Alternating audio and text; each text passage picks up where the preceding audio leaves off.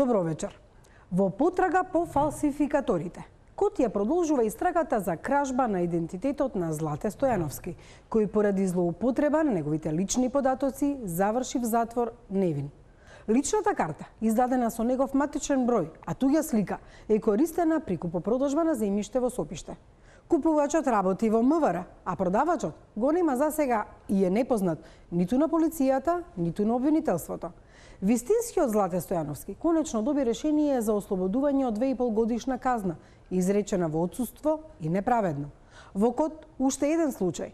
Како е можно на сведоци, а не обвинети, да им се замрзнат сметките, односно парите? Немаат пресуда, но судот со години ги блокира. Во оваа емисија истражуваме зошто обвинителството и судот не го пронајдоа Злате Стојановски кога го обвинуваа и му пресудуваа. Зошто потрага по него имаше само за да го обезбедат за в затвор? Зошто катастарот не ја избришал сопственоста врз плацот на полицаецот и покрај поништениот имотен лист од судот? Се уште тој е газда. Дирекцијата за заштита на лични податоци отворила предмет. Вела дека кражба на идентитет се случила и во минатото, но првпат, поради тоа, погрешен човек оди в затвор. Злате Стојановски од Австралија, чиј татко порано го поседувал земјиштето во Сопиште и пензионерот Злате Стојановски не се познаваат.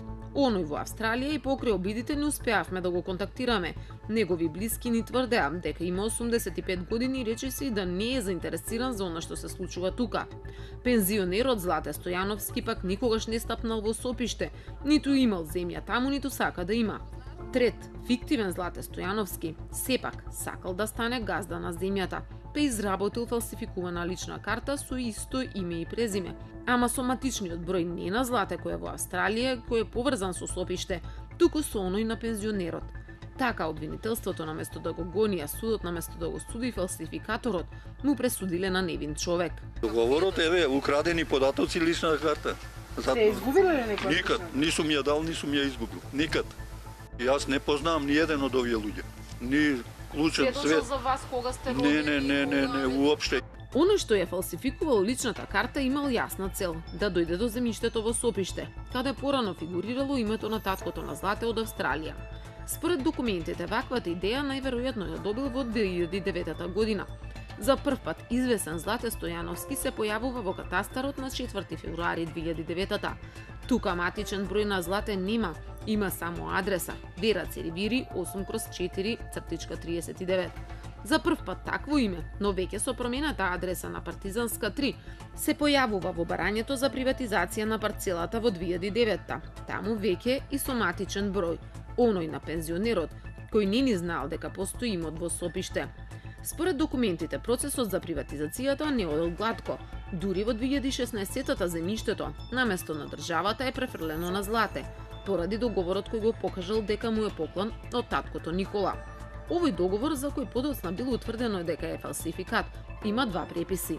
Еден во 2009-та, изработен од нотар Виолета Петровска Стојановска, а друг во 2016-та, изработен од Зафир Хаджисафиров. На ниту еден подписите не наликуваат еден на друг. Злате Стојановски секаде се подпишувал различно. Интересно е што и подписот на неговиот татко, кој за време на сите договори и преписи е веќе починат, е различен. Значи, овие два документа согласно доказите во списите на предметот, се фалсификувани. Односно, такви договори во списите во архивските книги на Основен суд Скопје 1 не се заведени и не се заверени.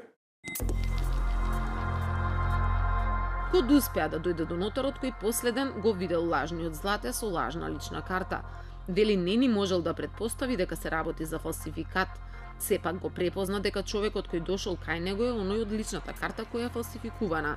Ние не сме истражен орган за да истражуваме.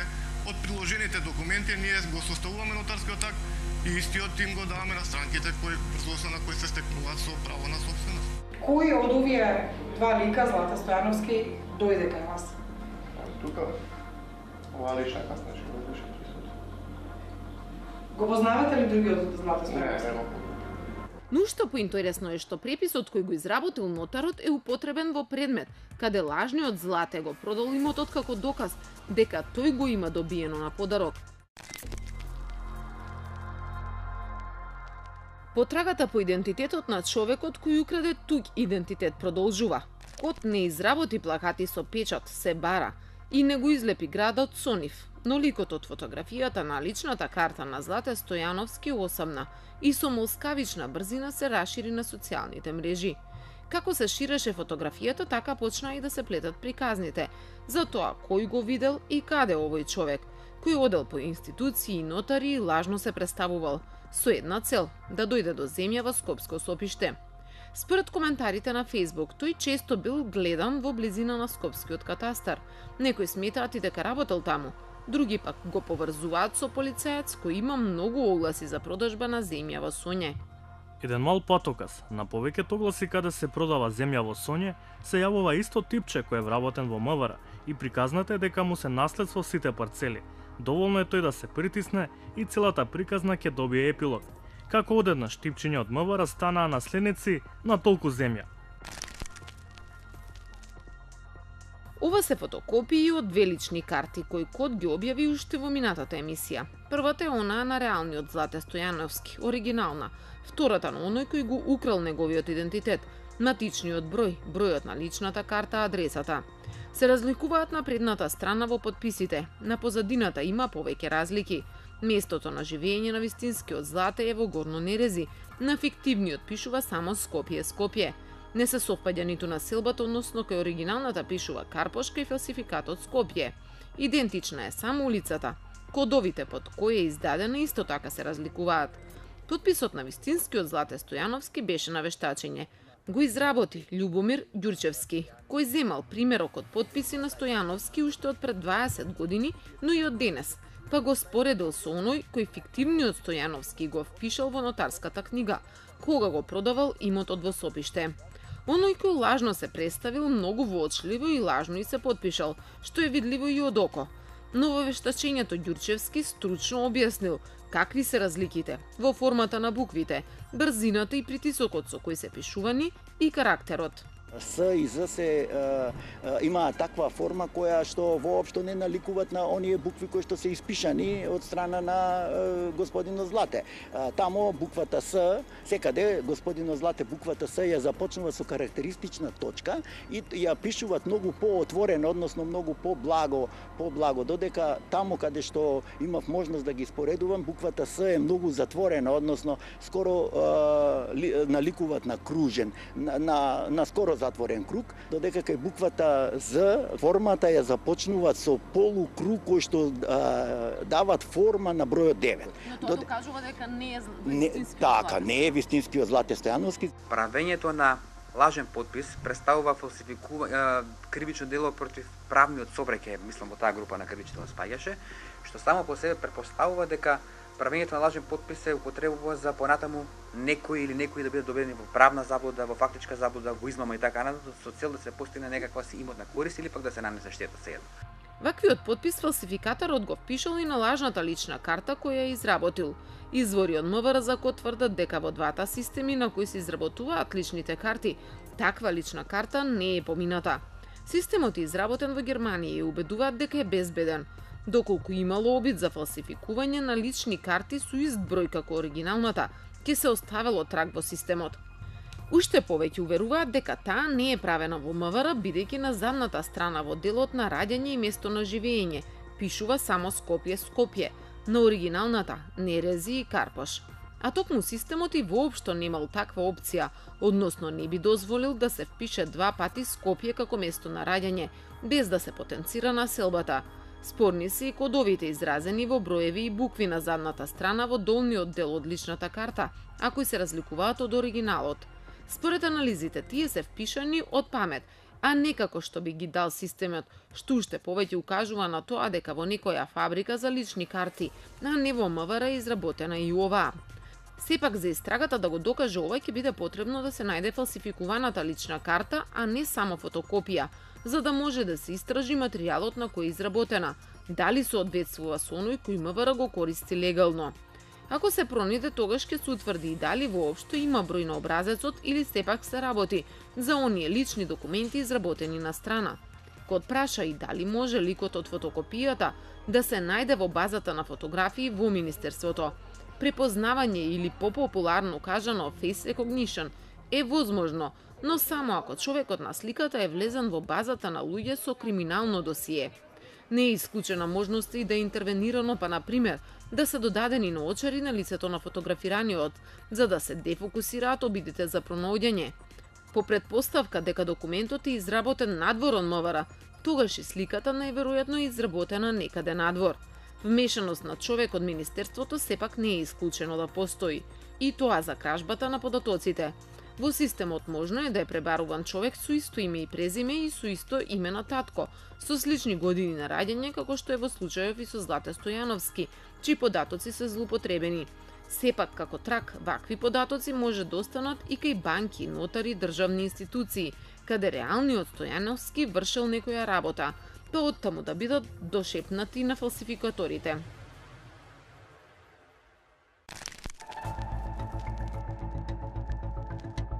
Крајната цел на фалсификувањето сега е откриена и јасна, ама нејасно е како невин човек заврши в затвор. Ова е обвинителниот предлог кој обвинителката Верица Бережецка го подготвила за Злате Стојановски, пензионерот, и покрај тоа што никогаш не го видела. Таа за код тврди дека го барала по пошта на адресата која нашла на документите добиени од институциите како докази, за да дојде на распит. Но код веќе објави дека на различни документи има различни улици и број, но оние кои датираат од подамна е Вера Церивири, на малку поновите е Партизански одреди 3. Но ниту едната, ниту другата не е на вистинскиот Злате, кога го гонела Бережецка, оти тој со промената на улиците во населбите во Скопје добил сосема нова адреса. Единствена негова грешка е што не ја променил во личната карта, па се уште се води на Партизански одреди 3. Тоа е оваа зграда која има десетици станови. Во податоците кои ги користила Бережецка станот не е означен, па од тука не се знае и каде поштарот точно го оставил писмото. Според Бережецка, обвинителството и неретко има проблеми со доставата, а по логика, оние и кои не се јавуваат на распит, ќе се јават на суд. Таа исто така го употребила и матичниот број кој го нашла на документите, па со ова го идентификувала. Тој никаде ниту примил покана, ниту е распрашан, ниту е повикан на рочиште, на било што. Значи, таму имаме огромни пропусти во делот на постапувањето на обвинителството и во делот, па дури и на судот, кој што бил должен да прибери докази дали лицето е достапно на органите за прогон за да донеси пресуда во отсуство. Во списите на предметот па постојат повеќе сумнителни документи. Од договорот за подарок кој е направен во 85-та година со човек кој умрен 4 години претходно, преку нотарските преписи на овој договор кој еден на друг ни оддалеку не наликуваат, како и по подписите на луѓето, по начинот на куцање, па не се идентични ниту во печатите од суд и УЈП. Бережецка успеала да открие дека договорот е фалсификатот и под бројот кој е впишан како заверка во судот овој број е заверка за полномошност за користење на моторно возило. Сепак во обвинението таа го гонела Стојановски за фалсификување на имотен лист, издаден од катастарот. Лажната јавна исправа имотен лист број 3243, издаден од Агенцијата за катастар, ја употребил кај нотар Зафир Кажи Зафиров како доказ за собственост, иако знаел дека не е собственик и дека истата е запишана на негово име врз основа на горе наведениот лажен договор за поклон. Лажниот договор и обвинителката увидела дека е лажен, ама вели дека немало основ да го гони за ова, оти делото е целосно застарено. На него пишува дека е издаден 85-та, но од тука се отвара прашањето, дали таа е реалната година на фалсификување, ако подсомнеш е воопшто и датумот на изработка кога се знае дека еден од подписниците е починат во 81-ва и дека воопшто не постои заведен во судот. Дали навистина тој е изработен уште во 85-та, како што пишува на него, или многу подоцна кога некој добил идеја да го добие плацот со фалсификувани и лажни лични документи.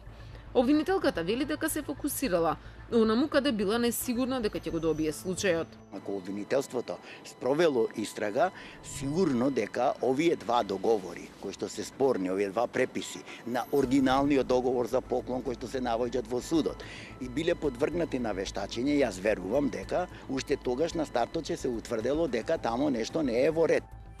Уште поинтересно е што во списите се наоѓаат и различни преписи на овој лажен договор, кои ги завериле нотарите, а кои се разликуваат еден од друг. Се обидовме да дознаеме дали нотарската комора ќе го преиспитува и постапувањето на нотарите, но сите оттаму беа зафатени да не примат. Беа во голема гужва, се спремаа за голем јубилеј, па председателот Васил Кузмановски не упати да напишеме преставка за случајот. Нотарот е должен да го утврди нивниот идентитет или субјективитет со увид во лична карта, патна исправа, важнички не би се разбира. При тоа, ако има сомневање во врска со податокот на основа на кој што го утврдува идентитетот на лицата кои што пристапуваат пред него или пред неа, е должен да постапи повторно под законот за нотаријатот со потврдување идентитетот со двајца сведоци кои што го познаваат, од кои што повторно треба да земе важничка патна исправа, лична карта и така натаму. Одговор не добивме ниту од судијата Марин Станевски, кој во отсуство му пресудил на пензионерот Злате Стојановски 2,5 годишна затворска казна. Не се знае колку пати го побарал и дали од полицијата добил било каков одговор дека има потрага по Злате, а тој е недостапен. Алфите го пронајдоа Злате Стојановски, но тогаш кога требаше да го носат в затвор.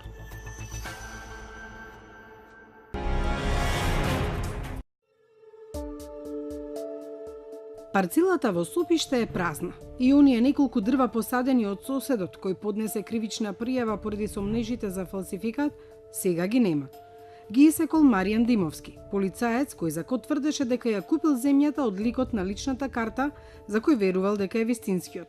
Всушност земјата ја купил таткото на Маријан за официјална цена од 12.000 евра, колку што стои во договорот, или уште 23.000 на рака, па вкупно 35.000.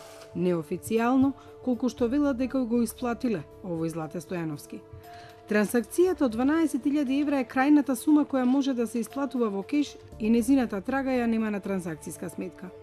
Лажниот Злате Стојановски, со помош на фалсификатите, ја впишал парцелата на свое име во катастарот. Тоа го покажува движењето на иметот на парцелата во документите кои ни ги даде на увид директорот Борис Тунџев. Со податоците кои што биле ставени на сила со премерениот катастар од 2009 година, за прв пат се јавува лицето кое што го спомнавте, како корисник на недвижниот имот, односно собственик на тоа земјиште Република Македонија. Следната постапка која што била водена е актот за приватизација на земјиштето, со кое што корисникот, лицето Злате Стојановски, мислам рековте, станува собственик. Останатите двајца Злате Стојановски, всушност вистинските, не знаеле што се случува. Оној од Австралија верувал дека земјата е се уште негова. Овој од Скопје, кој невин заврши со казна затвор, никогаш не знаел дека во Сопиште имал плац. Претходните дали исто биле и да биле фалсификувани по однос на законските овластувања на агенцијата, во колку биле приложени, ние не сме можеле да констатираме дали истиот тој е фалсификуван или не. И службениците во катастарот ја погледнале личната карта на Злате Стојановски. Веројатно тој лично се појавил пред нив. За неговите податоци и злоупотребата, катастарските работници се правдаа дека не можеле да знаат. При поднесувањето на пријавите се гледа соодветноста на податоците на подносителот по име на место на живење и имотот кој што го пријавува. Од тие причини службените лица не можеле да утврдат дека станува збор за фалсификувана лична карта или украден идентитет. Но превид сепак е направен. Дозволено е таткото Слободан да го подари плацот на синот Маријан и покрај тоа што имало правосилна судска пресуда, процесот да се стопира поради малверзациите со личните податоци и фалсификатите на договорите и имотниот лист. Првото доставување пресудата не била правосилна, со второто поднесување по втор пат кон крајот на годината истата не е спроведена поради самостојно одлучување на референтот кој што го водел предметот. Во моментот, значи, од она што го видовме од службените белешки, наводно референтите барале платени даноци и давачки поднос, кое што не е предвидено, значи е направен одреден превид во самостојноста во одлучувањето. Секторот за контрола се заинтересирал за случајот откако го актуализирал пензионерот Злате, кој невин заврши в затвор. Се до тогаш катастарот не знаел дека фалсификаторот впишал земја на свое име, а потоа ја продал. Несомнено постојат луѓе кои што се бават и со оваа професија. Меѓутоа, податоците од катастарот на недвижности за целата територија на Република Македонија се достапни и се јавни.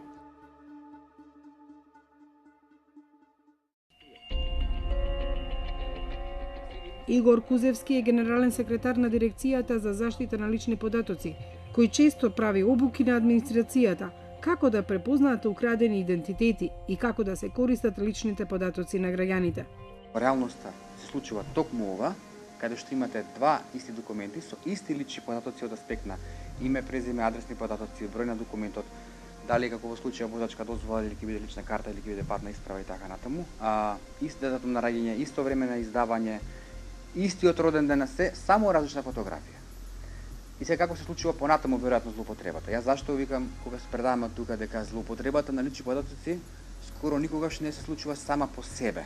Туку е само прв напад како подготовка за главниот напад кој што е поврзан со лукративната побуда.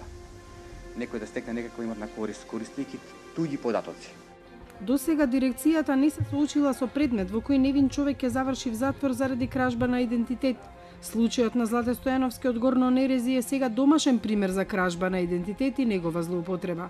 Дирекцијата работи на предметот, потоа може да го достави предметот или до МВР или до јавното обвинителство за понатамошна истрага. Предметот е поднесе кај нас, веќе по него се определени надлежни инспектори, работат на него, се излезени на терен, веќе се прибрани солиден обем на податоци, односно конкретно докази. Дирекцијата за заштита на лични податоци не е истражен орган, туку е пред се орган кој што штити едно човеково право, во конкретно случај правото на приватност или правото на заштита на лични податоци во поширока смисла на зборот, но како прекршачен орган е должно да спроведе инспекцијска постапка и следствено на тоа доколку утврди повреда на заштитата на лични податоци да покрене соодветна прекршачна постапка во рамки на дирекцијата и да извлече прекршок. Колку кражбата на идентитетите е вообичаена или ретка во Македонија? За кусо истражување откривме неколку примери. Слични случаи застапувал и адвокатот Иво Савич. Се работеше за постариот образец на лична карта, кој што беше како плава или тегет книшка, во кој што беше полесно да се замени сликата, значи таму беше искористен оригинален образец со оригинални лични податоци, а слика на друго лице и оваа лична карта беше злоупотребена на носителот, односно на лицето чии податоци беа злоупотребени, да му во негово име, а за туѓа сметка да му бидат продадени обврзници. И Дирекцијата за заштита на лични податоци имала неколку случаи. Еден од нив е од Куманово. Повторно со лажен идентитет беше склучен хипотекарен кредит за закупување на стан, притоа вистинскиот собственик на личната карта и на патната исправа бил во Америка. Кога се вратил тука, банката му ја реализира хипотеката, ќе го isfрли на улица, бидејќи неговиот стан беше ставен како гарант за побарувањето. Тој го поднесе барањето кај нас, за да на крај исклучи дека се работи за сличен, значи не ист за злоупотреба на идентитет, каде што дури ќе имаше последица да го isфрлат на улица. Тој дечко, кој што беше тогаш барател, 4-5 години дури, јас не знам дали побарал кредит, но никој не би му дал. Се додека тоа не се исчисти, бидејќи беше толку поврзано со кредитни побарувања. Злате Стојановски се уште живее во страв дека кратците на неговиот идентитет може би направиле уште некое дело, па ги превзема сите мерки за да се заштити. Од предвадена и официјално е на слобода. Во решението издадено од судот стои: се запира кривичната постапка против Злате Стојановски за кривичното дело фалсификувана исправа, поради тоа што основното јавно обвинителство се откажало од кривично гонење. Со ова не важи досудената казна од 2 години и 6 месеци, од кои Злате одлежа 10 дена во шутка. Но се соочува со нова кривична пријава и истрага, овој пат заради кражба на идентитетот. Мислејќи дека овој Злате Стојановски го украл идентитетот на оној од Австралија, соседот на парцелата, Будислав, поднел нова пријава до МВР. Кривична пријава за фалсификување поднел и до купецот на земјата Маријан Димовски, кој не си оди од плацот. Катастарот засега издал времена мерка, дека тој не смее да ја отуѓава земјата. Повозрасните можеби се сеќаваат на играта Детекција во популарниот југословенски квиз Квизкотека. Молим, представите се. Јас сам Милош Мерлак, велики жупан најмање града на светот. Јас сам Милош Мерлак, велики жупан најмање града на светот. Јас сам Милош Мерлак, велики жупан најмање града на светот. Целта беше надпреварувачите со распит на гостинот и помалку среќа да го погодат вистинскиот, а не лажниот лик. За жал, лажниот Злате Стојановски се уште не е откриен. Вистинскиот, кому фалсификаторите му го украдоа идентитетот, полицијата го детектираше. Без распит, па невин го однесоа в затвор. Злате се уште живее на адресата каде е речиси цел живот, но никогаш нема да ја заборави голготата низ која помина, а за која ни солзи раскажува на секое присетување. Денеска, утре, проаѓаат денови. Знаеш, и 10 дена. На 8 март испаднав. 10 дена.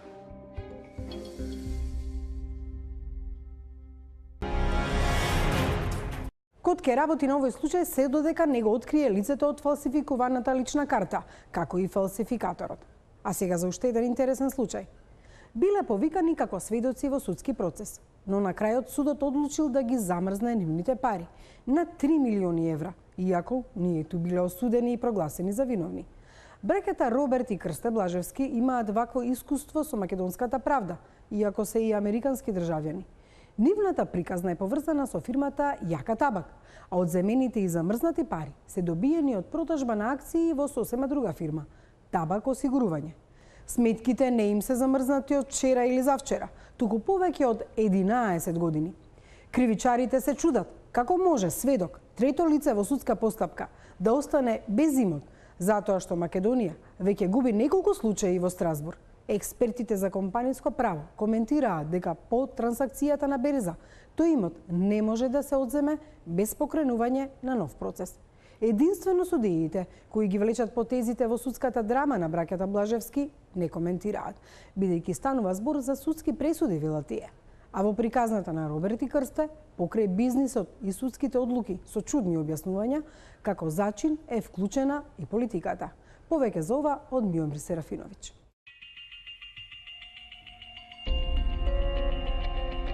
Зид накитен со дипломи и признанија, маса со полни папки, документи и пресуди, и банкарски сметки испразнети. Ова е актуелната состојба во која се наоѓаат Роберт и Крсте Блажевски, откако решиле во 2003 заедно да инвестираат во стопанството во Македонија, во која имаат бизнис од независност. Тогаш Роберт веќе имал диплома од Скопскиот медицински факултет, додека Крсте праќа капитал од Америка, од Нью Џерси, за македонските инвестиции. Нивната економска судбина во татковината кратко може да се раскаже. Завршува со конфискација на имотот, пари добиени од продажба на акции за Табак осигурување, иако биле само сведоци во судски процес за акциите на друга фирма, Јака Табак. Јас се водам во предметот сведок. И ми се конфискуваат, и јас и брат, и ни се конфискуваат пари. Збориме за 3 милиони евра. Ова беше првата наша посета во канцеларијата на Роберт Блажевски. Прво запознавање со неговиот обемен предмет, кој низ македонските судови се влечка повеќе од една деценија, од 2007, а го чини милиони евра и многу неправда. Се чувствувате како ограбен од државата? Се чувствувам како силуван. Се чувствувам буквално како силуван, затоа што покрај овие што ги гледате фирми, јас имав и други фирми кои многу добро работеа. И тие се, па да не кажам, под клуч. Бидејќи нивниот случај трае со години, а парите им се заробени на сметки или, како што вели Роберт, невидливи, со текот на годините добивале и непристојни понуди за мито од луѓе кои не ги спомнуваат по име, но индиректно им нуделе помош. Па кога почна ова, можам да кажам да цело време. Цело време има игранки. За толку пари, за онолку пари, само тоа се цифри. Цифри. Од колку до колку пари? Од 500 до 1,5 милиони евра. Приказната започнува во градот во Источна Македонија. Запустена економија и уништени компании. На жешкото јунско време, две радовишанки ни објаснува како изгледал падот на фабриките во Радовиш за 10 години. Сега нема. А тога имаше за сите работа и сите убаво живееме, а сега нема работа. Долго време не работат фабриките и каде работат сега? Нигде. Кој сега тие која се отворија Джонсон, кој може оде, кој не може дома. Со стутуни, со земјоделие се расправат. Ама нема живот како што беше. Сите фабрики не се уреца и се ја две керки имам странство отидени. И плюс сите деца сакат да бегат. Не е убаво во оваа држава во што се дешава. Не достигаат такви капацитети пак индустрија. Ама требаат фабрики да отворат сега. Фабрики да отворат да работат мајте, ама знаеки и младите тука сега да работат. Зашо за 200 евра да му работат, а горе 3000 евра плата. До пред една деценија, Јака Табак се појавуваше на листата најуспешни 200 македонски компании. Браќата Роберт и Крсте Блажевски во 2003 ги купуваат своите акции во комбинатот и имаат речиси 50% од собственоста врз тутунскиот гигант. Фирмата беше, би рекол, во добра кондиција, одлична фирма. Наредната година имавме преку 3000 тони тутун, откуп и преработка. Значи беше со обрт преку 10 милиони долари годишен обрт фирмата. Но сега Јака Табак е пусто, затворено место. Иако една половина од компанијата и натаму на хартија ја поседуваат Блажевски, тие немаат ниту ќар, ниту производство. Големите долгови ја отерале фабриката под стечај. Стечајниот управник со кого Код контактираше ни рече дека дел од имотот е продаден и се намирени 86% од обичните доверители. Во моментот на продажба се и два објекти на Јака Табак. Но првин, Јака Табак работела добро, а браќата Блажевски одлучуваат да купат акции и од Табак осигурување. Поради интерес на странска осигурителна компанија и поради добрата цена на акциите, браќата го продаваат својот удел во Табак осигурување и на 3 јануари 2007 на нивна сметка легнуваат парите. Сите овие трансакции одат преку берза, преку брокерска куќа. Тоа значи дека трансакцијата и собственоста врз акциите не може да се поништуваат. Доколку во реализација на било каква берзанска трансакција постојат определени незаконитости, определени неправилности, во тој случај секоја заинтересирана страна која што смета дека е оштетена од конкретна берзанска трансакција може во посебна постапка да бара надоместна штета. Тука веќе доаѓаме до принципите на облигационото право. Меѓутоа, не може при еднаш реализирана берзанска трансакција да се блокираат парични средства, да се блокираат акции, што на некој начин би имплицирало дека некој сака да каже дека треба да се поништи берзанската трансакција. Такво нешто не постои. Ќарот од продажбата на акциите на Табак осигурување легнува на сметката на браќата Блажевски. И тие пари веднаш се замрзнати. Никогаш не можеле да ги подигнат од јануари 2007, како кај некој да се запали аларм. Додека инвестиравме, све одеше добро. Никој не прашуваше малтене ни од кај се парите, ни што се парите. Кога почнавме прв пат да продадеме нешто, тогаш уствари почнаа нашите проблеми. Прво продадовме, значи, акции од Табак осигурување. Причината за замрзнувањето на парите е Јака Табак и истрага за таа компанија, не за Табак осигурување. Во приказната тука влегуваат уште двајца браќа, со македонско потекло, но американски државјани. Влегле во Радовишки Јака Табак, купиле и дел од шумарско-индустријскиот комбинат Плачковица, но користеле услуги од македонски мешетари. И браќата Бојчеви платиле акции, но не успеале да ги стават во своје владение тие нивни акции. Дојдоа Бојчеви во Македонија и кажаа дека не може да имат увид во нивните акции во Јака табак и табак осигурување, беа ја купили Шиплјачковица. Беше чудно затоа што имаа сознание дека нивните акции без нивно одобрение, без нивни полномошња се продадени. Ни требаше отприлика некои 7 до 9 месеци да обезбедиме документација за да можеме да почнеме со постапките и обвинителството за организиран криминал првично не сакаше да постапува по кривичната пријава, затоа што сметаше дека не е организиран криминал, што апсолутно не беше во право и го препратија предметот во Струмица. Почнува истрага. Браќата Бојчеви бараат правда. Во истата фирма акционери се браќата Блажевски.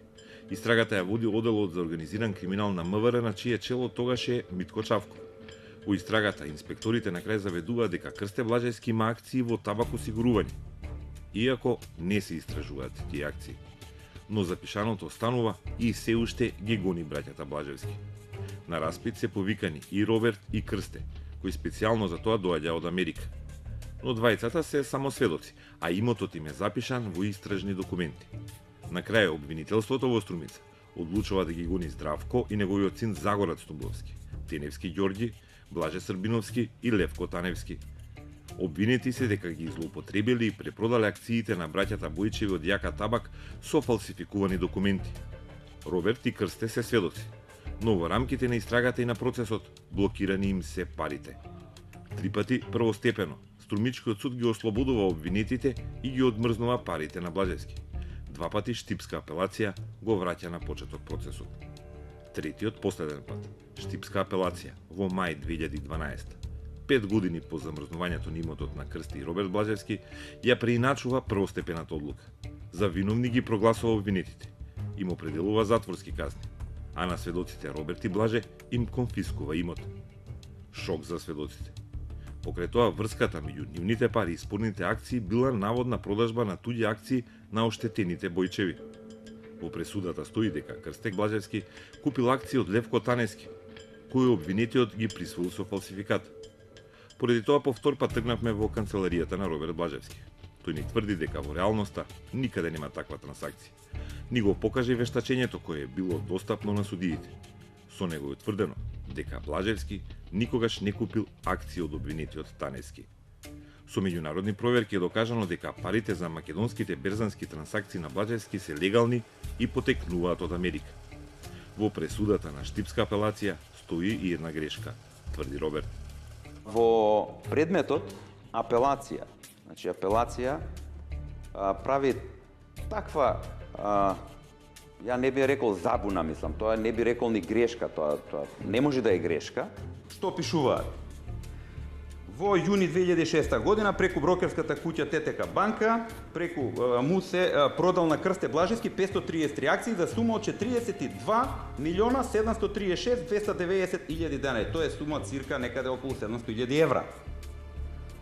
Тие акции, брат ми, се уште ги поседува од Јака табак, 533, и се со вредност од испод 10.000 евра, а не од 700.000 евра. Апелацијот Штип побарала конфискација на толку пари од Крсте Блажевски. Од братот Роберт пак требало да се конфискуваат само 10.000 евра. Иако биле сведоци во постапката, а не обвинети. Врховен ја потврдува пресудата, но банката не ги одмрзнува парите, туку постапува по други судски одлуки. Тогаш почнуваат серија истраги против Роберт Блажевски за разни дела, од перење пари до даночно затајување. И сите 4 постапки се отфрлени како неосновани, а парите остануваат замрзнати и невидливи. Од конфискуваните пари не се исплатени оштетените во постапката за Јака табак, браќата Бојчеви. А дури и за искусниот адвокат Давидовиќ, чудно е зошто финансиски настрадале сведоците, а не виновниците. На крај се сведе на тоа да има затворски казни, но нема никаков надомесна штета, затоа што не можевме да ги наплатиме парите, немаше ни од кого, затоа што немаше имот, така да Бојчеви како оштетени, но и Роберт и Крсте Блажевски остана и без имот, Јака табак и табак осигурување, но и без акциите и без парите кои беа запленети кај Блажевски. Они во текот на постапката и нема многу маневрски простор да се жалат на пресудите и на да влијат на постапката, затоа што буквално таму не беа ни оштетени. Конфискацијата е проблем кога судиите го толкуваат законот и ги одземаат парите на трети лица, односно на луѓе кои не се инволвирани во делото за кое е отворен процес. Ова го тврди академикот Владо Камбовски, чии зборови биле цитирани и во една од ослободителните пресуди на Струмичкиот суд. Тој објаснува дека треба посебна постапка да се отвори за трети лица за чии средства има сомнеж дека се нелегални. Така требало судот да постапи доколку сакал да конфискува имот на браќата Блажевски, за да и тие имаат право да се бранат и да докажуваат. А сега ем парите им се одземени, ем нема како и кому да се жалат. Се конфискува имот без да се вовлечат во таа посебна постапка, во која имаат можност, се разбира, да докажуваат со полномошници и адвокати, и се конфискува имот и што понатаму последицата е тоа дека тие губат секаква правна заштита. Не се учесници во постапката, односно странки во постапката. Не можат на одлуката за конфискација да вложуваат никакви правни лекови, бидејќи тоа можат само странките во постапката. Може на секој од нас тоа да му се случи, на кој ќе му се конфискува имот, а без да има никаква правна шанса, средство да го заштити својот имот. Но зошто судиите така пресудиле конфискација? Ова не е единствен случај кога судот конфискува имот без да го изведе тоа законски и правилно. Имаше еден притисок, да не спомнувам сега и луѓе од високи функции, од високи позиции кои им викаја на судиите вака: се што е сомнително конфискувајте, без многу размислување. Дали е тоа на сторителот, дали е на некое трето лице, важно е да се покаже ефикасност. Ефикасноста ќе ја покажете на краток рок, ама на подолг рок вие губите, губи правниот систем во целина. И за професорите по деловно право нема објаснување зошто судот се впушта во оценка за собственост на акции и принос од нивна продажба. Со самото тоа би се довело во една страшна хаотична ситуација целокупниот пазар. Тоа би значило што? Би значило дека сега веќе треба да имаме правец на враќање на пари, враќање на акции назад, нели? А тоа пак би довело до една страшна ситуација од аспект на фактот дека хартиите од вредност се неограничено трансферибилни. Што сакам да кажам? Ако вие денес сте купиле акции, вие после 2, 3, 5, 10 дена можете да ги продаете тие акции, да ги купи друг. Тој што ги купил другиот, исто така после излезе може така да вие не можете да го фатите крајот, ако така се почне да се воспоставува таква пракса, навистина би било невозможно. Роберт се обидува на друг начин да стигне до парите. Во 2013 неговото барање е отфрлено од штипска апелација, од истиот судија Киро Бојаджиски, која преиначи првата пресуда за јака табак и му го замрзна имотот. Не му го ослободува ниту во февруари 2013. Во таа пресуда стои поука дека Блажевски може да се жали до Врховен во рок од 8 дена.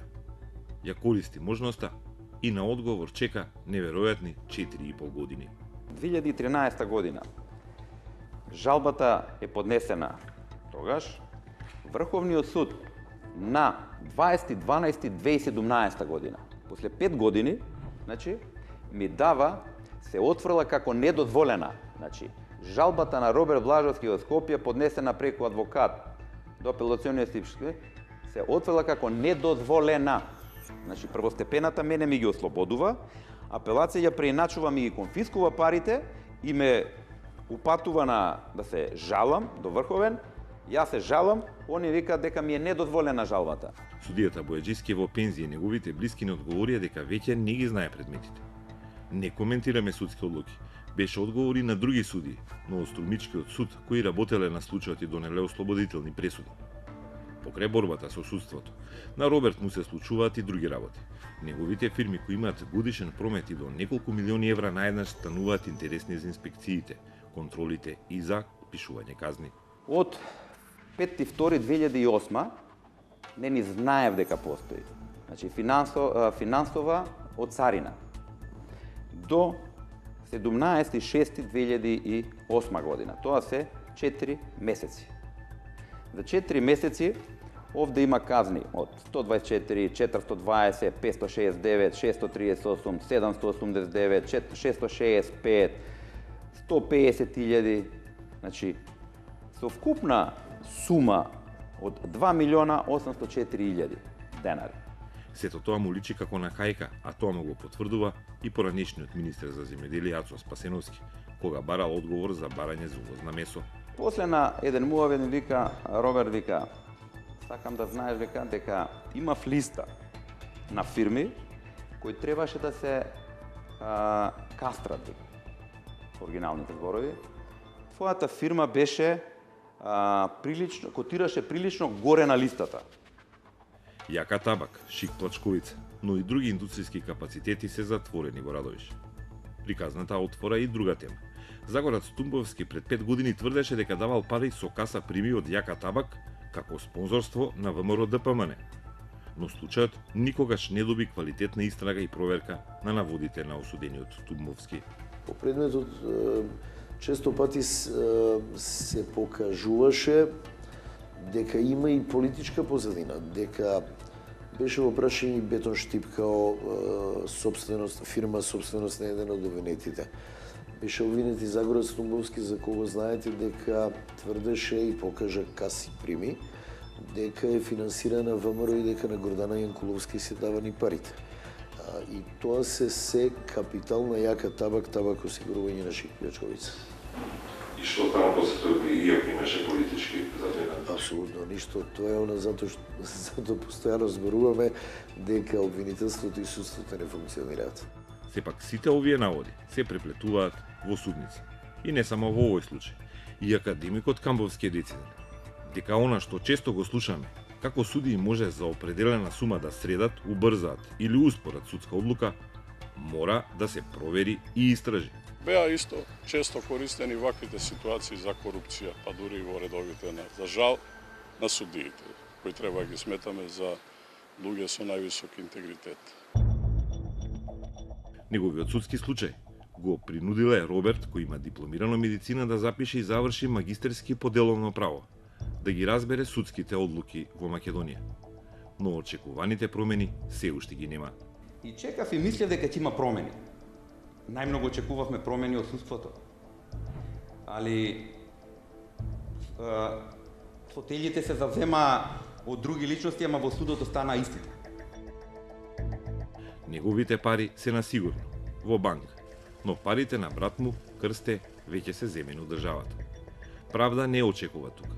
Чека Врховниот да му го одбие безезето и да ги прати документите во Страсбург, за да проверат во Европскиот суд за човекови права како сведоците останале без пари, иако не биле обвинети. И таа одлука ќе ја стави на врвот на купот хартија, која со години ја собира, барајќи ја правдата од македонската јустиција. Тоа е жалба, многу жалби, многу хартија.